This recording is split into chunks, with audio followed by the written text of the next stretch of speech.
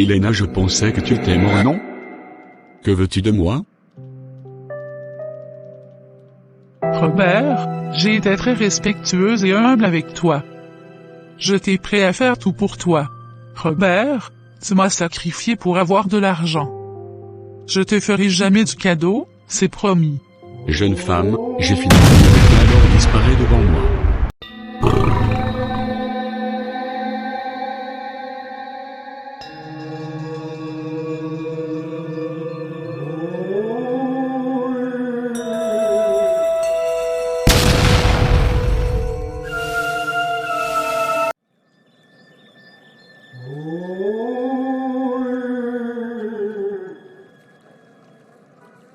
Robert, je pense qu'il est temps de sacrifier ta femme pour les cérémonies rituelles. S'il vous plaît, elle est ma seule unique femme. Je l'aime de toute ma vie et je ne peux pas sacrifier. Homme, s'il vous plaît maître. Y a-t-il un autre moyen que je peux faire en dehors ma femme?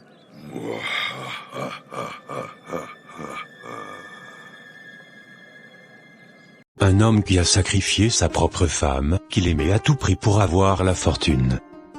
Lorsqu'il l'a sacrifiée, il a épousé une autre femme pour reprendre sa nouvelle vie. Robert, mon ami d'enfance. Je suis content de te voir toujours briller et je prie mon Dieu que cela continue ainsi. Oui, c'est exact. Que Dieu exauce votre prière. Comment va le travail? C'est ce pourquoi je suis venu ici dans ton bureau, Robert. Ma boutique a connu des crises financières durant ces derniers moments. S'il vous plaît, pouvez-vous m'aider avec un prêt pour que je puisse continuer mon commerce? Dans les jours à venir, je vais vous le rembourser. Oh, tu t'inquiètes pas. Je vais vous le donner, mais ne remboursez pas. On est là pour s'entraider l'un et l'autre. J'ai beaucoup d'argent et je dois t'aider. Il leur a remis une enveloppe à laquelle contenait des billets d'Onera. Cette vie est incroyable. Comment Robert, qui ne trouvait pas à manger, il mendiait au bord de la route pour pouvoir manger. Mais c'est ce même Robert qui fait des prêts aux gens. Je ne peux pas y croire. Cette richesse doit avoir un secret derrière que j'ignore. C'est l'avenir qui nous dira la vérité. Boss, nous avons fait le bilan de tous les gens qui avaient fait les prêts. Et le totalité s'est estimé à combien? C'est à 2 millions d'Onera. C'est un échec. Et ça n'augmente rien dans mon compte, c'est la chute. Monsieur, rassurez-vous que je ferai tout possible de collecter les restes de tous ceux qui n'ont pas remboursé. Comme tu le dis. Je vais effectuer un voyage pour Dubaï dans 2 semaines. Et à mon retour, je vais te construire un supermarché. Merci énormément, monsieur. Passez une bonne journée, boss. D'accord, prends bien soin de toi. Par coïncidence, la belle-mère de Robert était venue. Le portier leur a ouvert la barrière. Soyez les bienvenus, madame. Ils sont où? Ils sont à l'intérieur, madame. Accordez-moi quelques minutes pour les appeler. Maman, bonne arrivée. Soyez les bienvenus. Merci, mon fils. Allons-y, rentrons à l'intérieur, maman. Maman, comment était le voyage? J'espère que les gens du village vont bien. Tout le monde se porte bien. Et ils m'ont dit que de vous saluer. Ah, mais où est ma fille? Depuis que je suis rentré, je l'ai pas encore vue. Maman. Ta fille est allée au boulot. Je l'ai ouvert un supermarché, elle est là-bas et elle reviendra le soir. Une soirée, sa belle-mère était dans le salon en train de lire les versets dans la Bible. À un moment donné, elle entend la porte de salon ouvrir et fermer, or il y avait personne dans la maison sauf elle. Qui est cette personne qui ouvre la porte de cette façon? Ou bien y a-t-il quelqu'un à la porte? S'il y a quelqu'un, la personne doit frapper avant d'ouvrir, non? La dame est allée, ouvrit la porte et a remarqué qu'il y avait personne, elle a couru directement vers le portier. Jeune, vous avez pas vu quelqu'un par hasard dans la cour de la maison? Non madame, il y a personne qui est rentré dans cette maison sans que mes yeux ne sont pas posés sur la personne. Y a-t-il un problème? Oui, j'étais au salon en train de lire la Bible et à ma surprise j'ai vu la porte de salon en train d'ouvrir et fermer. Vous êtes sûr que vous n'avez pas vu quelqu'un dans cette maison? Bien sûr que oui, madame. Je n'ai vu aucune personne à part vous. Il faut jeter l'œil dans les coins voir. Le portier a regardé partout dans la maison, mais il n'a pas trouvé quelqu'un. Madame, j'ai regardé partout dans la maison, je n'ai vu personne. D'accord, mais je suis sûre qu'il y a quelque chose dans cette maison.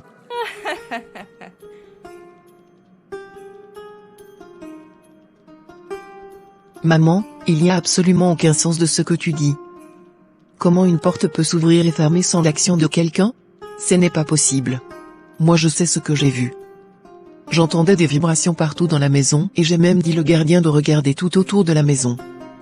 Robbie, tu ne vas pas croire ce que j'ai vu avec mes propres yeux. Mais comment je peux croire? Depuis que je suis rentrée dans cette maison, je n'ai jamais entendu raconter des histoires pareilles. Maman, je reviens du boulot, laisse-moi aller me reposer un peu. Attends. Je ne comprends rien du tout, qu'est-ce qui se passe?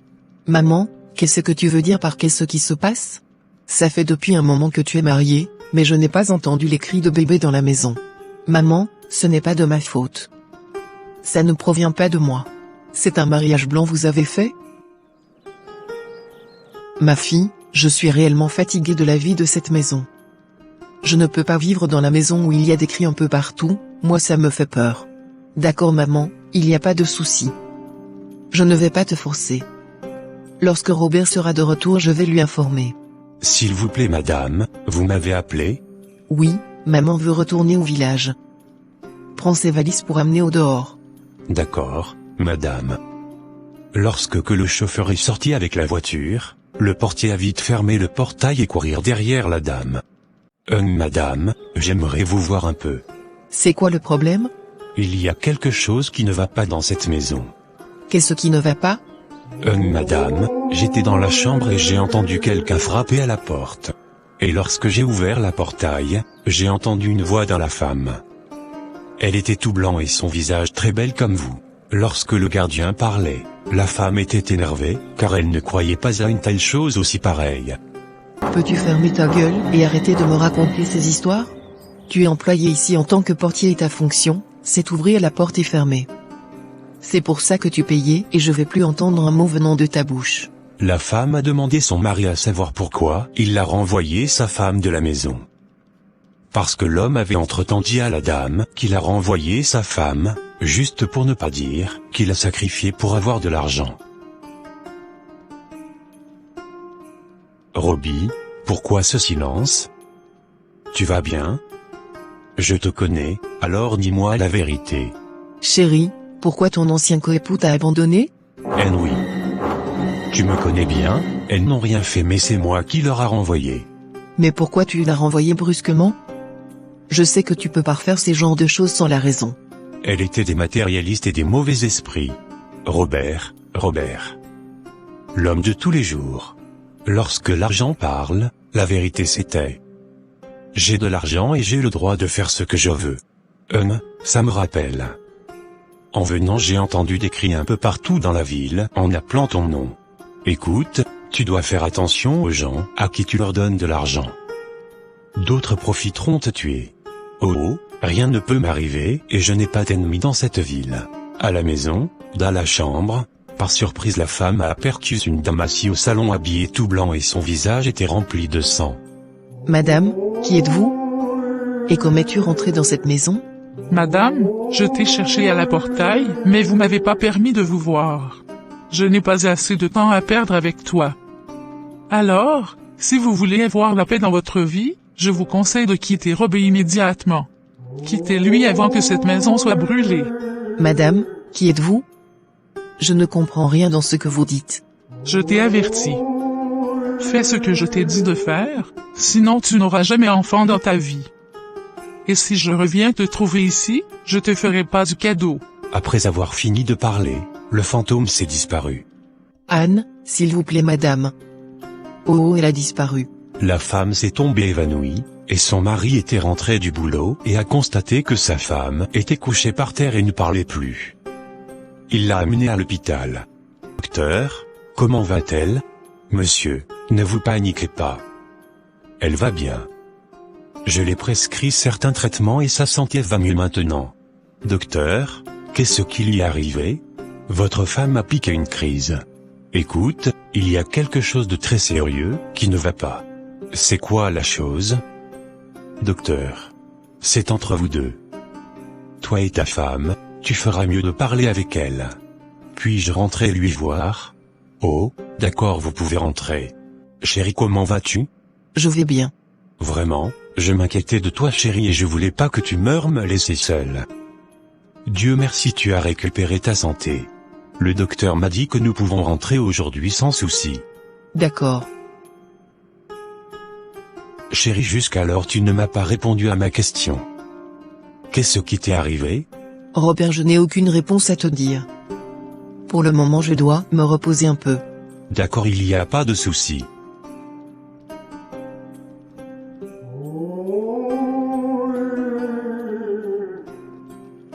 Madame, qui êtes-vous? Comment avez-vous rentré dans cette maison? Je t'ai cherché à la portail mais tu as refusé pour que je te voie. Je n'ai pas de temps à perdre ici avec toi, madame. Je suis venu pour te dire de quitter cet homme, quitte-lui avant que cette maison soit brûlée. Sinon tu n'auras jamais enfant de toute ta vie. Cette richesse doit en avoir quelque chose que j'ignore. Elle me demande de quitter Robert? Cette affaire est vraiment compliquée. Faut que je parle ça à Robert pour être libéré. Chérie, y a-t-il quelque chose dans cette maison que tu ne veux pas me dire? Quelque chose comme quoi, chérie? Tu es ma femme et je peux rien te cacher de secret dans cette maison. Y a-t-il quelque chose? La dernière fois, j'étais assis dans le salon en train de lire la Bible et à instant j'ai vu apparaître une femme fantôme, devant moi habillée tout blanc, visage rempli de sang. Quoi? Une fantôme? Je ne te crois pas. Comment une fantôme peut rentrer dans la maison brusquement comme ça? Lorsque l'homme a dit qu'il ne sait rien de ça, la femme s'est mise en colère. Robert, tu ne veux pas me dire la vérité. Tu sais ce qui se passe dans cette maison, mais tu ne veux pas me la vérité. Je ne fais plus de prêts aux gens dans ma société. Ça a entraîné des faillites. Robert, pourquoi tu as pris une telle décision sans nous avertir? J'ai pris la décision, parce que c'est à moi le boss, et j'ai le droit de faire un choix. En réalité ces prêts ne m'apportent rien comme bénéfice et j'ai dû suspendre. La belle-mère de Robert est venue pour amener sa fille à la maison car depuis qu'elle s'est mariée à Robert elle n'a pas eu d'enfant. Ma fille, va t'apprêter. Nous allons quitter cette maison. Maman, je ne quitte pas cette maison sans savoir le pourquoi. Maman, pourquoi tu me dis de partir avec toi? Depuis que tu es mariée à Robert, tu n'as jamais eu enfant. C'est quel mariage ça? Écoute, je suis fatiguée de voir devant mes yeux, c'est honteux. Ma fille, tu n'es pas fière de voir les enfants courir de gauche à droite dans cette maison? Maman, je le souhaite mais le problème est que ce n'est pas de ma faute, ça ne provient pas de moi. Bienvenue madame, que puis-je faire pour vous? Mon pasteur, je suis réellement dépassé les limites. C'est quoi le problème madame? Ma fille s'est mariée depuis un bon moment, elle n'a pas eu d'enfant avec son mari. La dernière fois j'ai été à leur visite, j'étais assis au salon toute seule en train de lire la Bible. Et à un moment donné, j'ai entendu la porte du salon ouvrir et fermer. Ce qui est étonnant c'est que j'étais seule dans la maison. C'est vraiment incroyable à ce que je pense. Il doit en avoir un esprit de démon dans la maison, mais avec le pouvoir de Dieu, tout sera anéanti. Madame, nous allons prier. L'Éternel Dieu le Tout-Puissant. Amen. Votre fille a amené ce matin un problème de production d'enfants devant vous et qu'elle aimerait que tu viennes à son secours pour lui sauver la vie. Au nom du Père, du Fils et du Saint-Esprit. Amen mon pasteur. Que Dieu vous bénisse. La femme de Robert poussait des enquêtes sur le pourquoi son mari a renvoyé sa coépouse de la maison. Elle ne revenait pas, son mari était très inquiet. Où est passée cette femme? Je suis allé dans son supermarché, l'ai pas vue. Même j'ai promené partout dans la ville en vain. Où doit-elle être maintenant? Robbie, d'où viens-tu? Je reviens du supermarché bien sûr. Je suis parti là-bas, je t'ai pas vu. Alors réponds à ma question, où étais-tu? Où penses-tu aller sans répondre à ma question? Où est ta coépouse? Ma coépouse? Réponds à ma question.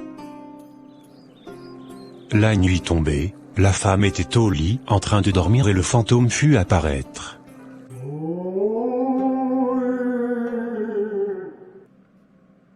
C'est vous? Comment avez-vous rentré dans cette maison? Je t'ai averti de te partir dans cette maison, mais tu m'as pas écouté. Je t'ai dit que je ne veux pas te voir ici lorsque je reviens ou bien? Immédiatement, la femme a fui la maison. Cette vie est vraiment injuste.